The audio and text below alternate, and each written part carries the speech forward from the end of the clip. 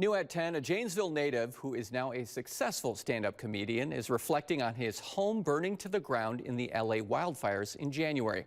As Tim Elliott shows us, Pete Lee may have lost everything, but he hasn't lost his sense of humor.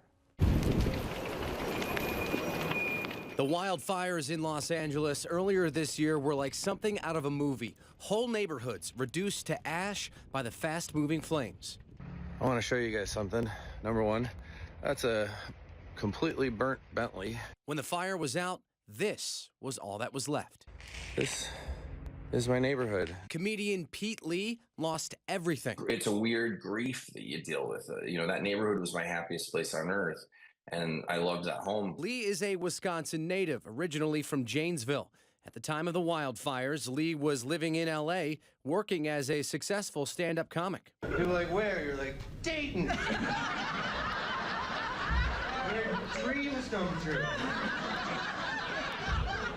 In early January, Lee was in New York City getting ready for an appearance on The Tonight Show with Jimmy Fallon. On the TV, they had the news about the Palisades fire and whatnot. And then all of a sudden, this reporter was just standing in front of my neighborhood. He watched on TV as his home burned to the ground. My house and car burned for 2 days. So then imagine the next day, after the shock had kind of worn off, I had to go to the Tonight Show. Despite the trauma of losing his home, Lee stayed in New York and sat down with Fallon the next day. First of all, Jimmy, it was funny in the hallway. He was like, Pete, he goes, you're so brave. I can't believe you showed up. And I was like, I don't have anywhere to go, Jimmy. When the flames were finally out, Through the charred rubble, there's been so much beauty. Lee made an emotional return to his neighborhood. I was walking through the neighborhood. My favorite part of the neighborhood were these chairs where we'd all as a neighborhood go. There are these Adirondack chairs, these blue Adirondack chairs. These are the chairs that we used to have coffee at in the morning.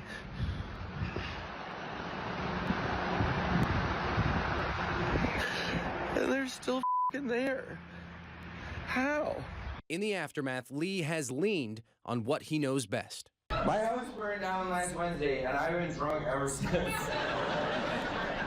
The role of humor in society is that you take something that's really hard and you make fun out of it.